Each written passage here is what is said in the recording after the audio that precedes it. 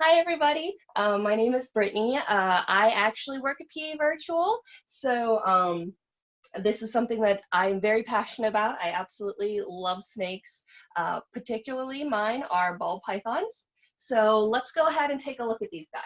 Now, one of them is already out, and I put the cold hide in here to let them have a little bit of peace and quiet, just in case. But we do have one that's out here now. This is my bigger one of the two. So let's go ahead and bring this up here.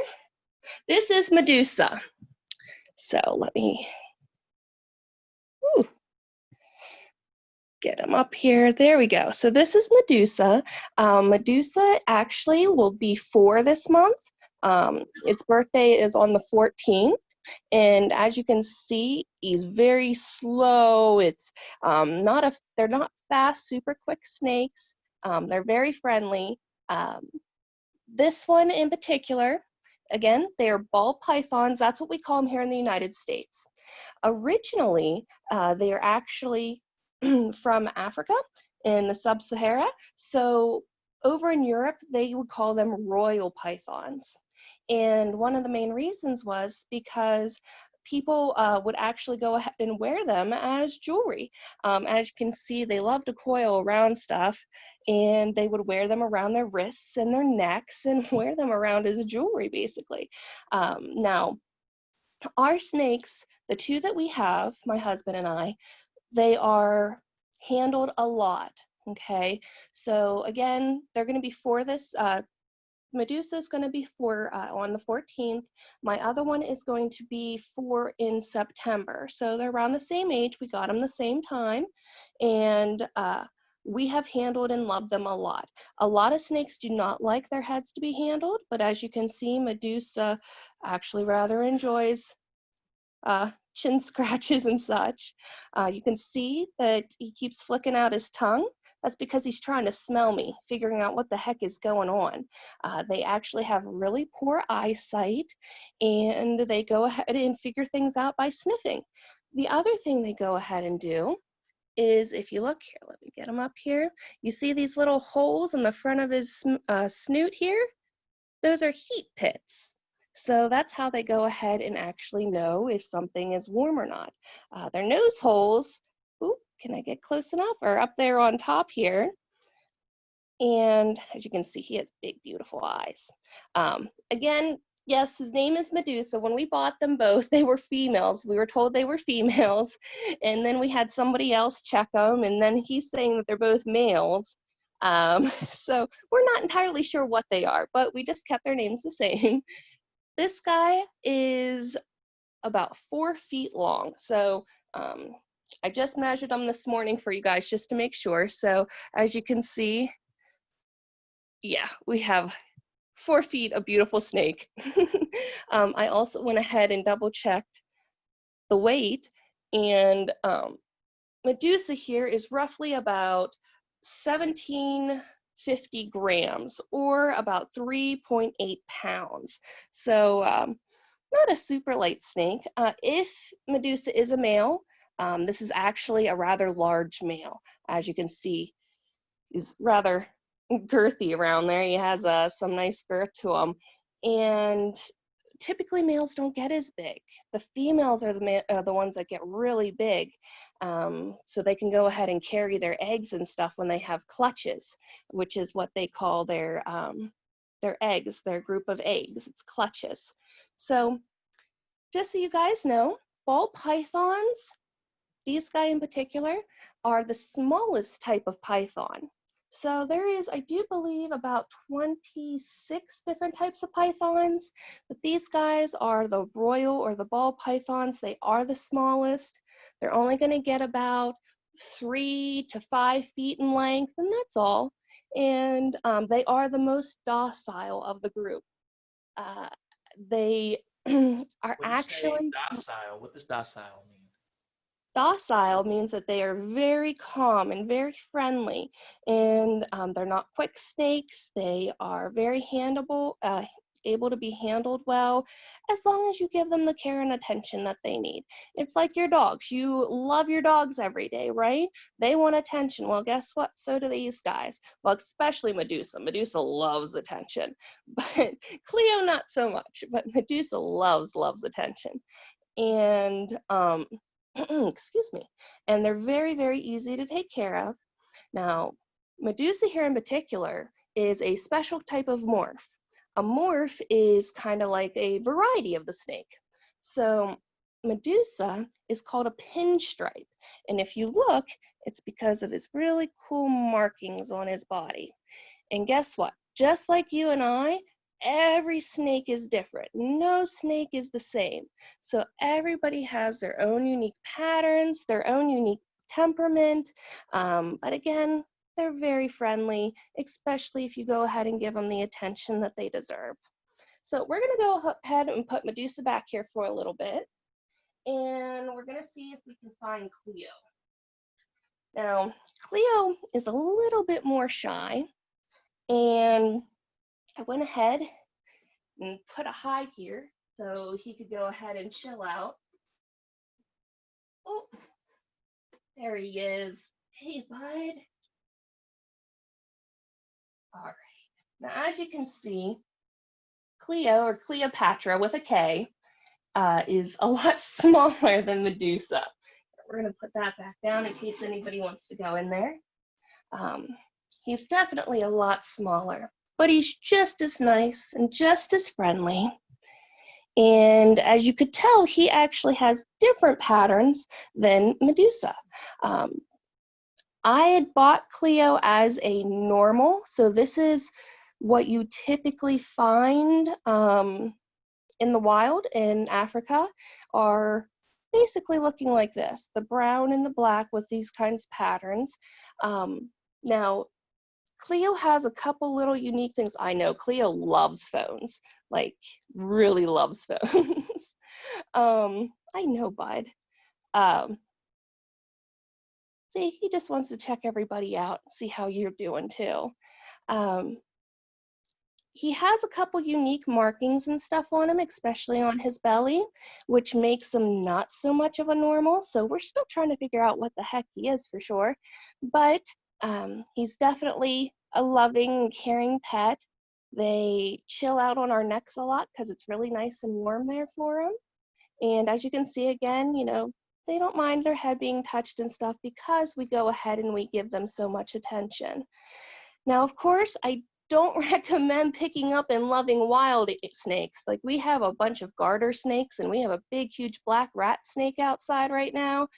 I'm not going to go ahead and pick up and love those guys because they're just, you know, they're wild animals.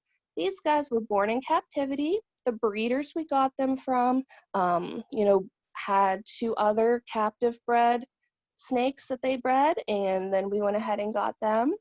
So I don't recommend going out in the wild and just picking up a snake and going ahead and, you know, keeping it as a pet.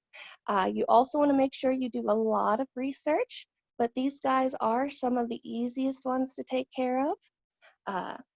Again, oof, sorry, bud. Again, they're only going to grow about 7 to 5 feet. Cleo here is just shy of 4 feet, so she's almost as long as the other one. And I apologize, you'll hear me say him, her, she, he interchangeably, since we're not entirely sure what they are. So Cleo here is roughly about 1147 grams, or about 2.5 pounds. So still a nice hefty snake, but more than likely they still have a little bit of growing to do. They typically reach maturity whenever they're 5. And like I said, these guys will actually be 4 this year. Cleo's birthday is in September. So we'll be celebrating their 4th birthday then. And, oh, I'm sorry, bud. There you go. And, excuse me, I apologize. You really have to remember that these guys actually have really long lifespans. So the oldest one on record is actually 50 years old. Now, obviously in the wild, they don't grow nearly as old, but in captivity, you can definitely think of an average lifespan of 30 or 40 years for these guys. So it's not something to consider lightly whenever you're gonna think about getting a pet snake. It is a commitment. It is longer than, dogs or cats, but it's also less maintenance. These guys are great, whereas you go ahead and clean out their hides once a month, basically you have to clean up their bedrooms once a month, and we feed these guys once every 2 weeks. And they actually get frozen rats. We don't go ahead and feed them live because live mice can actually hurt these guys. The reason that the United States or America started calling them ball pythons is because when they're scared or frightened, they'll curl up into a ball and they'll suck their head in the center of their mass to protect themselves. So that's why they got called that. And mice and rats will actually go ahead and attack them and nibble on them, and we don't want that. So they do have a diet of frozen rats, and we feed them once every 2 weeks. So it's definitely easy to go ahead and take care of them that way. Big thing is you have to remember you need a good bedroom for them that is very close and secure, because they can and they will get out. These guys are nocturnal, so they love to go ahead and look around their homes or their bedrooms at night, and they try to find ways to get out. Now, we have had these guys, I think that they've both escaped at least twice now. Luckily, we found them. The first time Cleo got out, he made it the whole way down to the basement, which was not good. Luckily, we found him though, and that just goes to show you need to go ahead and be really careful about how you have everything closed up. So we're gonna go ahead and put Cleo back over here. Hey, is it okay if I ask you a few questions about Cleo and Medusa? Go ahead and do next. So we're gonna leave him hang here so you guys can see him climbing around, and I'm gonna grab Medusa here again. And if you guys have questions, please let me know. So Jaden had a question, and I knew this was going to come up. Are Medusa and Cleo poisonous? They're actually non-venomous. So poisonous means that if you eat them, they'll poison you. Venomous means that if they bite you, then they can get venom into you. So these guys are actually non-venomous. They don't even have your typical, your two sharp fangs that you think of whenever you see a snake. They don't even have those two big sharp fangs. If you look, yeah, see, he's pressing up against me because he wants love so much. Let's see if we can take a quick look. Oh, my focus isn't the greatest. Come here.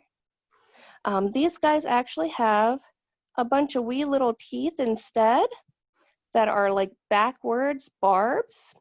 Yeah, I'm sorry guys, my focus is not the best here. They have little backwards barbs to help them pull in their food.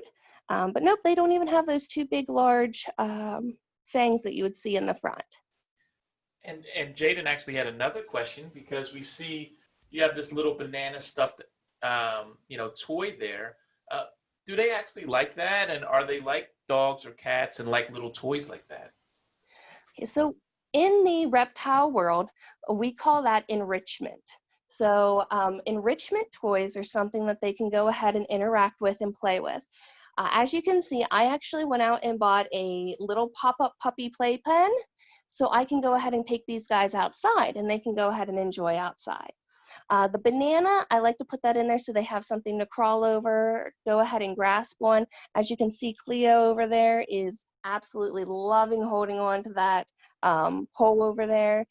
I do also have a little ferret play ball pit that I've put them in. They love crawling around the balls and just getting that interaction. So there are things that you can go ahead and do to definitely go ahead and give them some extra adventures. One of the things that you'll see a lot is cardboard tubes. He's trying to escape again, I see you. Cardboard tubes are a big thing. The problem is that Cleo or Medusa here loves to go through holes. Even though he is a lot bigger and knows that he can't fit, he goes through them anyways. Oh, bud. Yeah. say I love going through holes. So you got to just go ahead and be careful about that because sometimes they can get stuck. And Dylan wanted to know, do they have bones? They do have bones. It's a lot more unique. It is mainly just a spine and then a rib cage down the entire way. So they have lots of little tiny bones and it goes the whole way down. The other thing they do is they do have a little bit of a pelvic thing. And let me see here. You can see their little spurs. You see the little spurs? There we go.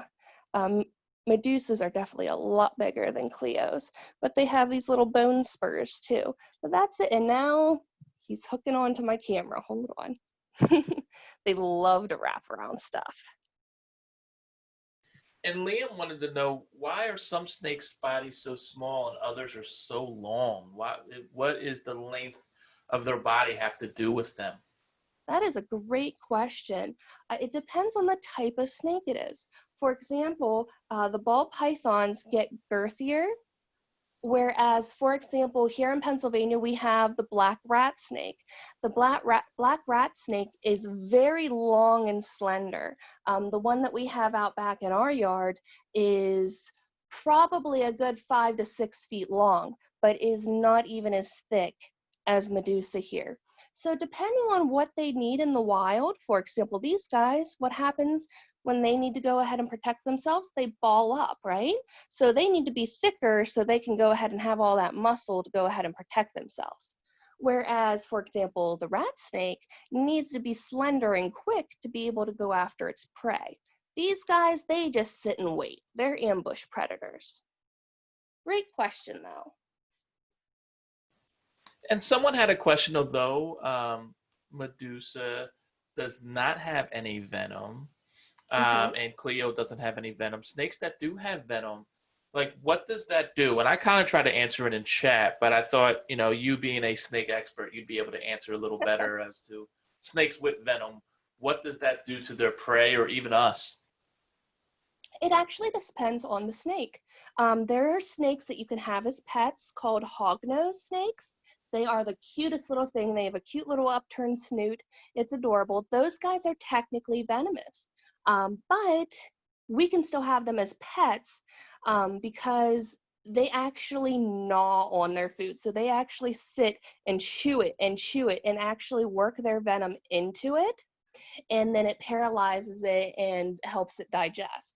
Then you have other snakes like your copperheads and so on that have those two big, huge fangs in the front. Or, for example, my personal favorite is a gaboon. A gaboon you can actually have as pet, and they are very short and they are very fat. They actually have the largest fangs in the world. They're 2 inches long. Could you imagine being bit by something with 2-inch fangs? No, thank you. Luckily, they are very docile as well, but they actually do that to go ahead and start to, some certain snakes will use it to go ahead and start breaking down their food as it's going down. And other ones will use it to go ahead and help paralyze them. A lot of times things, for example, like the hognose that I mentioned, those guys need to gnaw on their food, and they have, obviously they've bitten people since they have them as pets, and depending on the person, it cannot have any effect at all. Obviously, it depends on how long the hognose chews on you as well, but some people have allergic reactions, and sometimes it will get big and swollen and we'll have to go to the emergency room. Luckily with these guys, you don't have to worry about it since they are non-venomous. I have been bitten by them before. My husband has not, but I have once by each of them. Cleo, it was whenever she was little. Medusa was actually, I do believe, in December. And it was because it was my own fault, because I was handling their food and I put my hand basically in the wrong place. I smelled like a rat because I was handling it. I put my hand right in front of their faces, and then they think, oh my gosh, it's warm and it smells like a rat. It must be food. So they clamped onto me. It wasn't bad. I mean, it wasn't comfortable, of course, but it really isn't that bad. It kind of reminds me of a bunch of little paper cuts, which obviously isn't pleasant. But I would rather my snake bite me than one of my dogs bite me. But luckily, like I said, my husband's never been bit. I've only been bit twice, and that was because of handling their food. But on day-and-day average, if you treat them right and you're nice to them, and again, they just want love, and they're not going to go ahead and bite you with proper handling. So Sam wanted to know, these particular snakes, are they the kind of snakes that would constrict something to kill it if they were in the wild? Yep, that's exactly right. So all boas are constrictors. So again, I do believe there's 26 different types of boas, I want to say, and they are constricting boas. So this one specifically, as I mentioned, are ball pythons or royal pythons, and that's what they'll do. They'll strike at their prey, they'll wrap up around it, and excuse me, constrict it, and then go ahead and eat it whole. Now these guys have amazing mouths. They can go ahead and open up really wide. You see his little head here, and now we feed, you're not supposed to feed thicker than the thickest part of their body. So you figure, oh, his thickest part is about that big. So he takes down a rat that's about that big in that wee little mouth of his. So they are extremely impressive and amazing animals to watch eat, for sure. And Augustine wanted to know why they with their tongue. So that is actually how they know what the heck is going on. They smell with their tongue.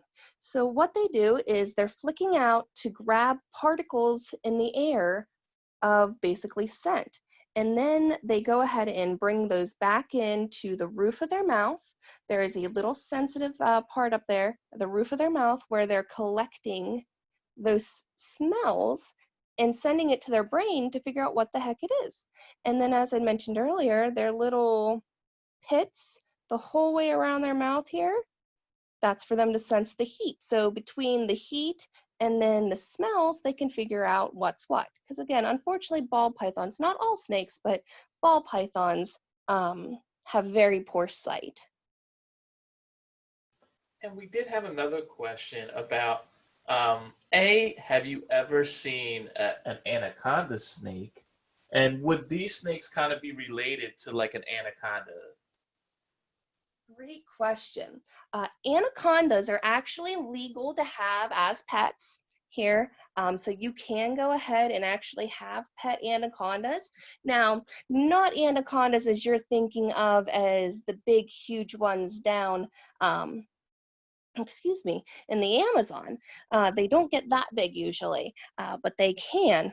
Now, these guys are technically all part of the snake family and of a reptile family, but they are not directly related to them, as in like a carpet python, which is another type of python, is related to these guys, the royal python. So they're not as closely related as other pythons. So anacondas are actually not pythons. They're a different type of snake. But technically, yeah, they are all in the snake family. Come here, That's a bud. great question, Josiah. And Ella wants to know, what do they eat? I know you mentioned that they eat frozen mice and they would eat like a rat. What else would snakes eat? Okay, so these guys in particular eat frozen rats. Rats are fattier than mice, so you have to be careful. Medusa has actually gained a little bit of weight there for a while, a little too much weight, because he was eating too many rats. But in the wild, again, they're opportunist hunters, so a lot of the times they'll eat things like the rats, they'll eat mice, they'll eat other small like moles. They'll even eat birds if they have to, because they're ambush predators. They're just going to sit and wait until something comes to them, and then whatever comes to them, they're going to go ahead and get it. Great question. Now, Dorothy wanted to know, as far as like how they protect themselves. So, like if they were to fall from a tree or like from a cliff, cliff's a little high, but you know they say cats always fall on their feet. Snakes, how would they protect themselves if they were to fall from a higher height? Great question. Now, unfortunately, they're not going to fall on their feet because they don't have any feet, but that's okay because guess what? They have this huge, massive muscle to protect them. Like they are not fragile snakes. Some snakes definitely are, and you definitely have to watch. But whenever it comes to the ball python, as you can see, this is all muscle. Like they are just good muscly snakes. So, and again, that's how they constrict. So that means, and yes, these guys have fallen before. They they're not the best at hanging on all the time. So if you have them around your neck and stuff, sometimes we have had them fall a couple of times, and they're perfectly fine. Like it's not from a huge distance, and basically what it is that they're going to go ahead and contract and try to get up into that ball because that's how they defend themselves, and then they just going to smack off of this nice tight muscle. Think of it of if somebody is going to go ahead and you would rather go ahead and fall like on your bum or something like that instead of falling on your head, right? Well, they want to too. So they're going to protect their head as much as they can inside their big massive, excuse me, their big massive muscle here. And then their wee tiny little heads are going to be protected. Huh. Yeah, And as Stephanie and Janice wanted to know, how many teeth do they normally have? oh, they have lots of teeth. Like I said, they don't have those big fangs in the front, but they do have a lot of little teeth going around. And come here, bud. Yeah, I know. But we need to look sometimes to make sure you're okay. But you can see, well, you can really barely see, but there are just a bunch of little itty bitty spikes, basically. They're backwards barbed. That way, whenever something enters their mouth, they can pull it in. So it's not, like I said, it's not horribly painful whenever they bite. It's not pleasant, but since they don't have those big, huge fangs, it's just more of the barb. So you have to actually, if you do get bit, you actually have to push back into their mouth and then pull out because of the backwards barbs, if that makes sense. Oh, where'd Medusa go?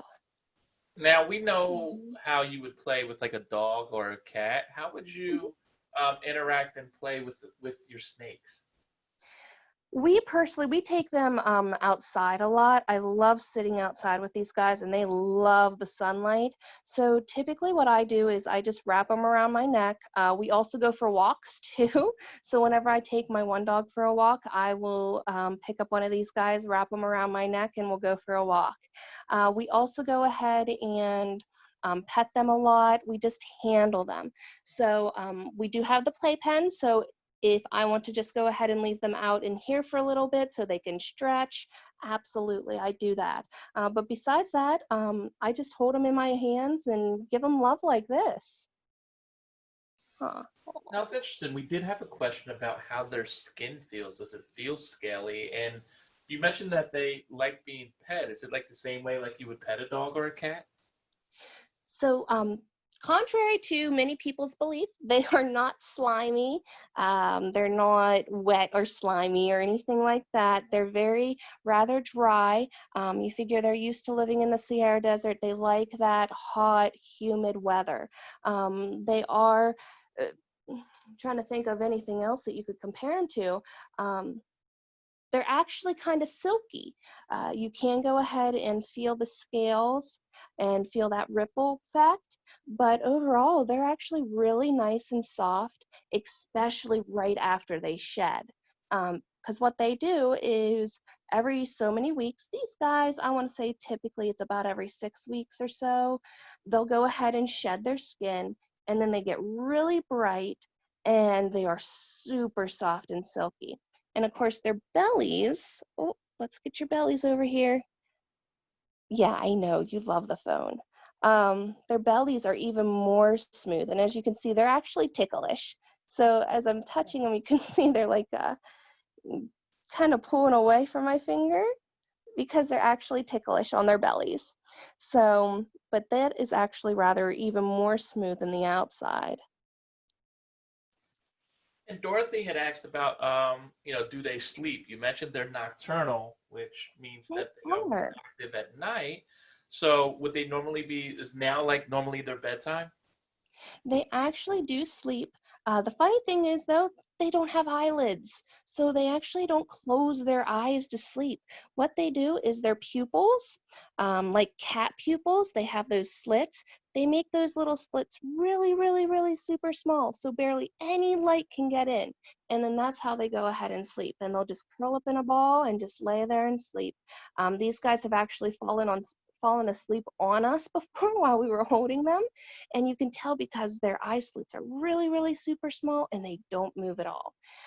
Typically, yeah, they're going to go ahead and be sleeping during the day. We go ahead and feed them in the evenings after it gets dark because, again, they're nocturnal. They're used to, I know they're holding tails. They want to make sure they're secure with each other. So they are more active at night.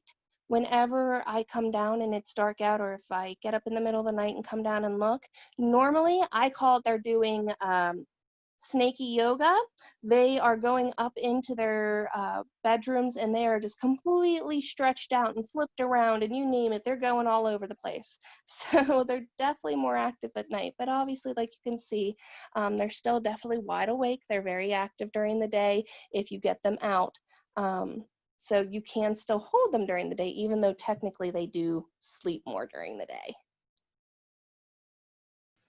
Ooh. Wonderful. If you guys have any more questions, you could put them in chat. I'm curious about a question because you had mentioned that you do have a dog. How well do snakes normally get along with other pets, or how, I guess the better question is, how well does your dog get along with the snakes? I would say it depends on the dog. We have two dogs. We have an older beagle who can absolutely care less about them. He does not care about the snakes at all. Cleo has actually taken a ride on his back before, and he just does not care whatsoever.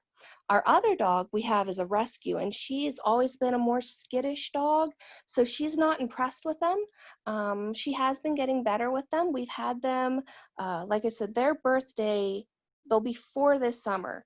Um, Medusa will be 4 this month, Cleo will be 4 in September, and we got them in October. So in October, we would have had them, or we will have them then for 4 years.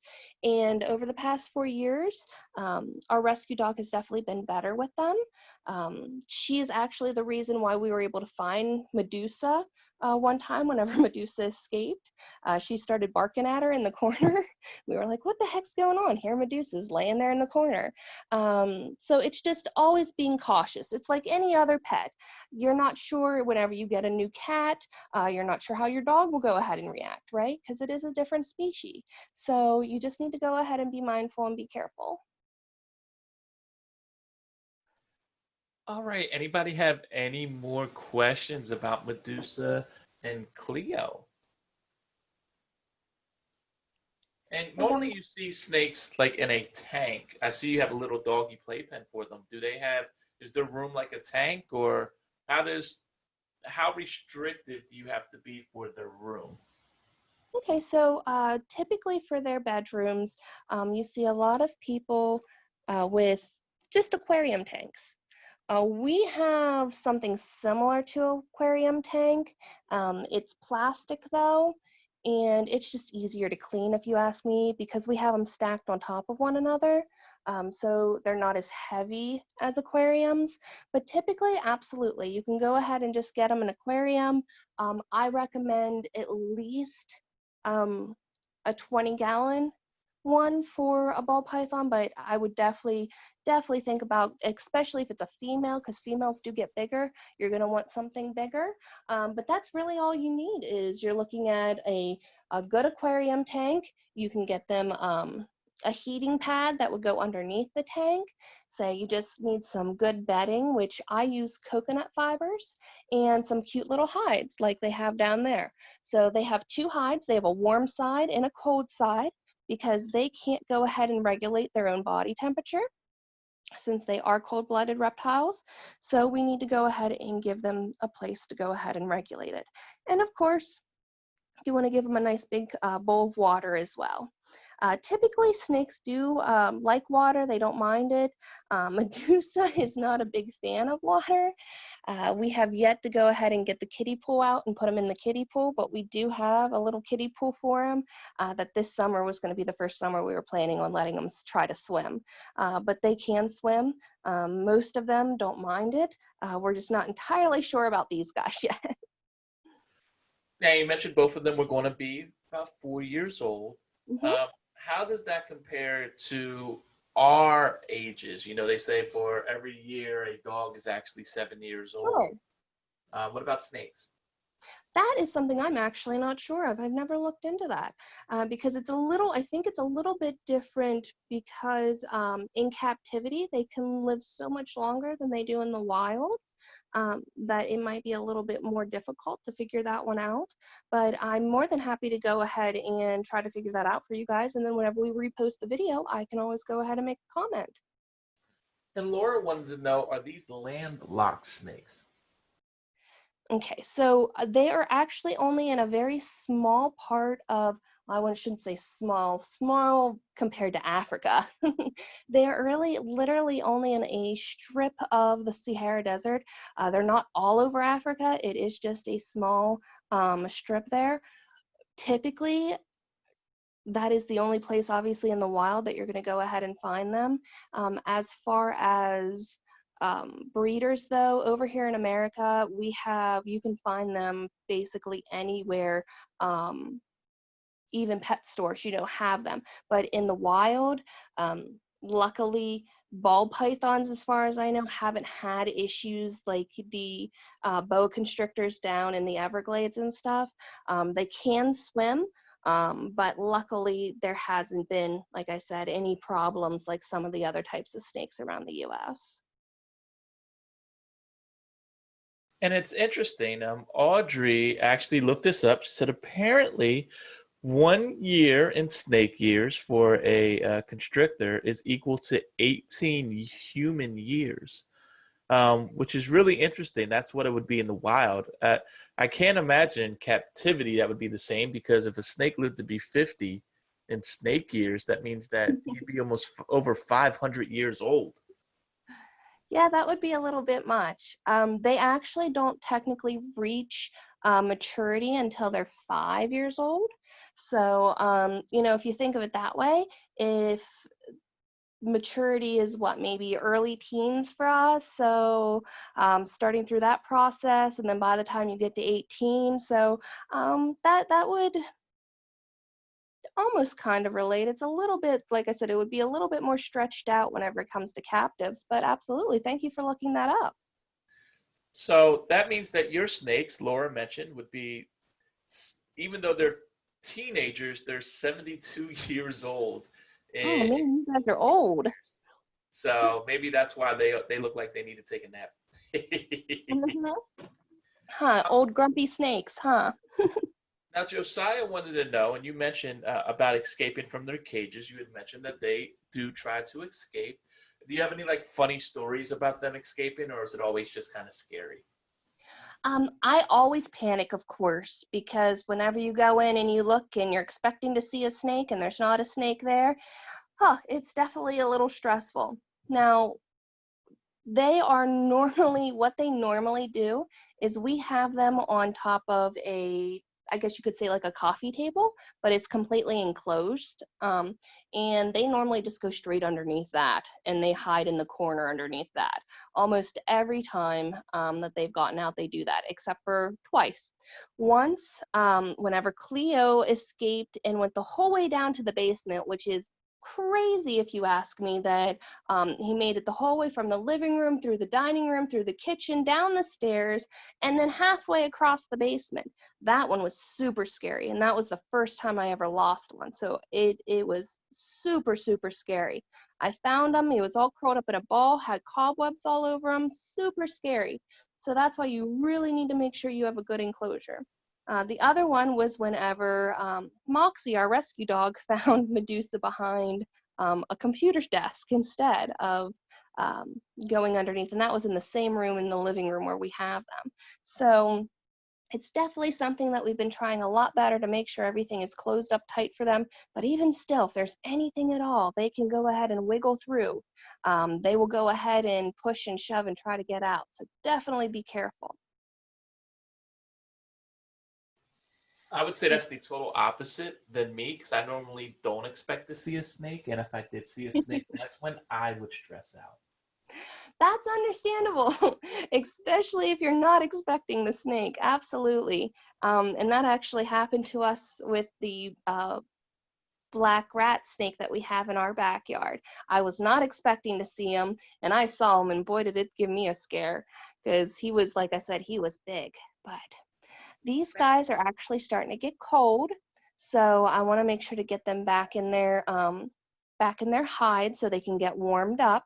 Because, like I said, it is important for them to go ahead and regulate body heat.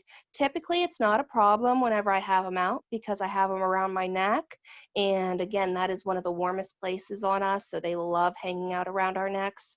And a lot of times, I get the question, "Well, aren't they going to go ahead and choke you?" Well, as I mentioned, they are a big, huge thing of muscle, so they definitely can squeeze. Typically, they really don't too much, except for whenever they're going into shed, because they just want all of that skin off of them. But it is easy enough just to go ahead and pull them off. Um, I would not worry about one of these guys ever strangling you or anything like that. They may be full of muscle, but by all means, you can just go ahead and pull them off. So no worries there either. And Dorothy wanted to know, where did you get your snakes at? I know you mentioned you got them from a breeder, but where did you end Yeah. up getting them? Now, there are places that you can get them like Petco or PetSmart. I don't recommend that. A lot of people don't recommend that because they just um, aren't as well taken care of. I guess they're like the jack of all trades, right? So we want to find somebody that is more specifically just snakes. So we got ours. I actually live in Pittsburgh too. I think I saw a couple people say they were from Pittsburgh. Um, there is a little town next to us called Harmer, and Harmerville actually has a reptile show every month, and we go there. That's where we get their food too. So we go there, and that's where we got ours. My husband actually had a phobia of snakes. He is absolutely was petrified of them. He's the one that decided that we were going to actually get these guys. The breeder lady said, "Put out your hands." He put out his hands. She plopped this little cutie snake into his hands. The first one, which was also a pinstripe, was a little too skittish and he jumped. And then she put Medusa in his hands, and Medusa was just perfect. He just knew. He's like, "Oh my gosh, I love the snake." It took him a little while to get used to him and not be as scared and skittish, but that's one of the things to try to face your fears, right?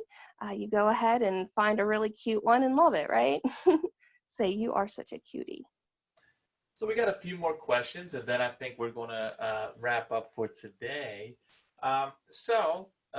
Stephanie and Janice wanted to know, did you ever see them shed? We've actually had to help them shed before. Medusa is really bad at shedding. He, Medusa, wants all the help he can get. Uh, he is very lazy whenever it comes to shedding, so we have had to help them. Sometimes, right before they shed, I will put them in the shower to help them get more moisture. People can go ahead and just put them in a tub or something like that and let them soak. Even that, he doesn't really care. He's very lazy whenever it comes to shedding. Cleo, on the other hand, is great with doing it himself. I actually caught it on video the other week, this past time that he shed. I do believe it was about 2 or 3 weeks ago, and I actually caught it on video. So that was fun. I'd never been able to do that before. But they are definitely very relieved to get it off, for sure. They are so much happier. And Francis wanted to know, and I mentioned, you've mentioned that you're not sure if they are he's or she's. So I would imagine they wouldn't have eggs, or you don't know if they have eggs. Is that right? So you can tell typically if they're going to have eggs because they get lumpy. Um, if they are ready, which again, these guys are only 4 years old. Technically, maturity is at 5. So more than likely, they're not going to go ahead and have anything anytime soon anyways. That is one of the things that we have to watch. We do keep them in separate cages because we're not sure if they're both male, both female, one male, one female, and we don't want to get babies by accident. Main reason is because I would want to keep them all. And my husband said, no, we can't keep that many snakes. So what would happen though is underneath, like on their stomach and everything, you would actually be able to notice they would have lumps in there. So you get a very lumpy snake, and it's actually because they're full of eggs. And you mentioned, I mean, you know, having them in the shower to help them shed, or that you could put them in a pool. I would imagine that snakes naturally know how to swim. And they do. Cleo doesn't mind the water. Medusa has not been a fan of it, but typically they don't have a problem with water at all. I mean, they can swim. Like I said, we haven't got the kiddie pool out for them yet. We were going to this year. We wanted to wait until they got a little bigger, but they do know how to swim.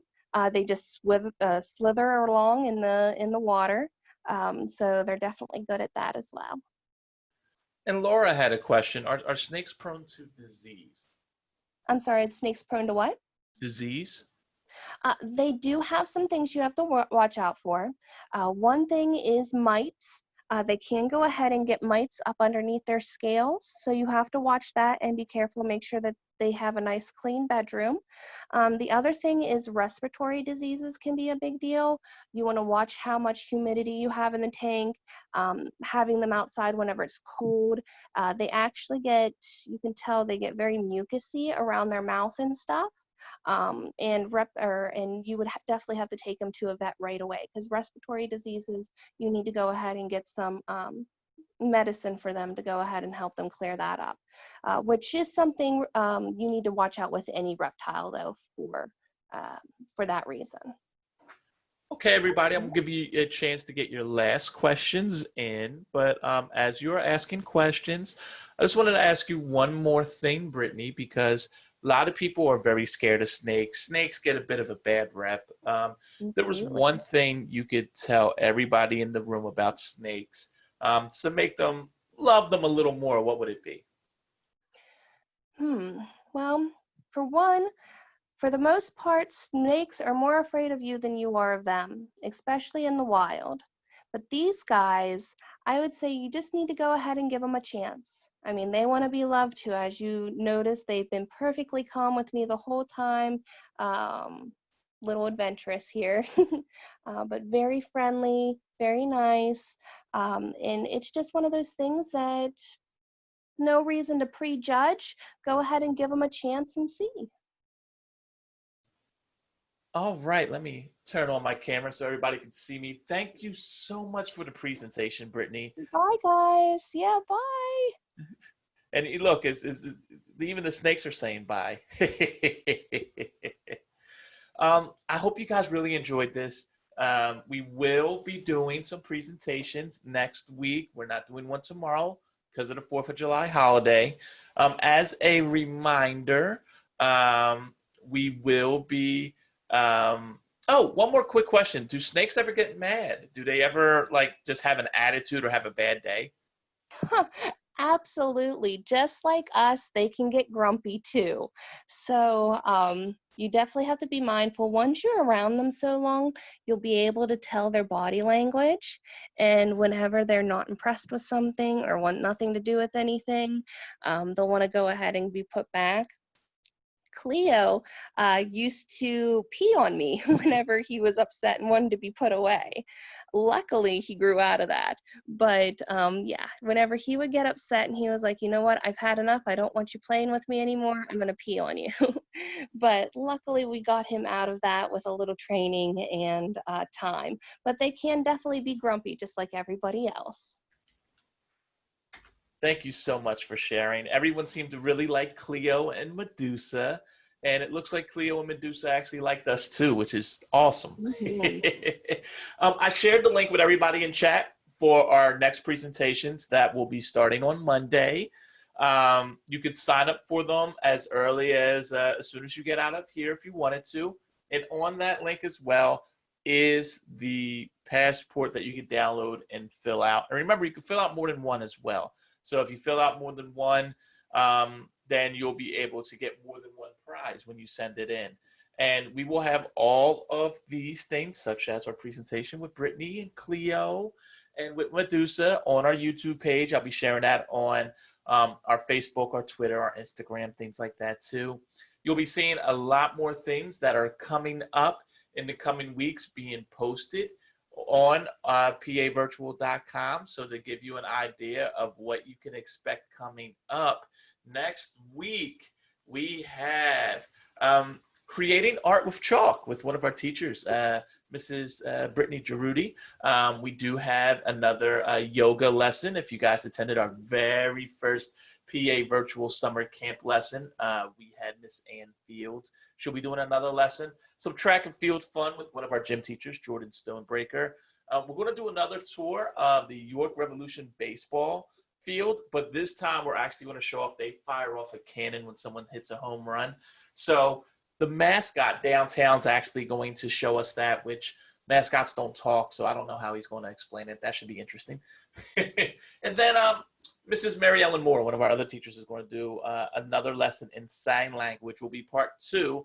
Part 1 is up on our YouTube page if you want to check it out. And we'll have so much more coming up all the way to the end of July. We're going to be exploring wildlife at Marsh Creek Park. We're going to be checking out what's going on with blown glass art. That's when people take glass and they actually make all these different designs and things like that. We're also going to have a class on learning how to draw Star Wars and Disney characters too. There's going to be so much more. So if I don't see you or hear from you, I want you guys to be safe and enjoy this 4th of July weekend. Have fun if you're going to a barbecue. Remember, be safe. Remember to always wash your hands with everything that's going on. And beyond that, just have a beautiful, wonderful weekend, okay?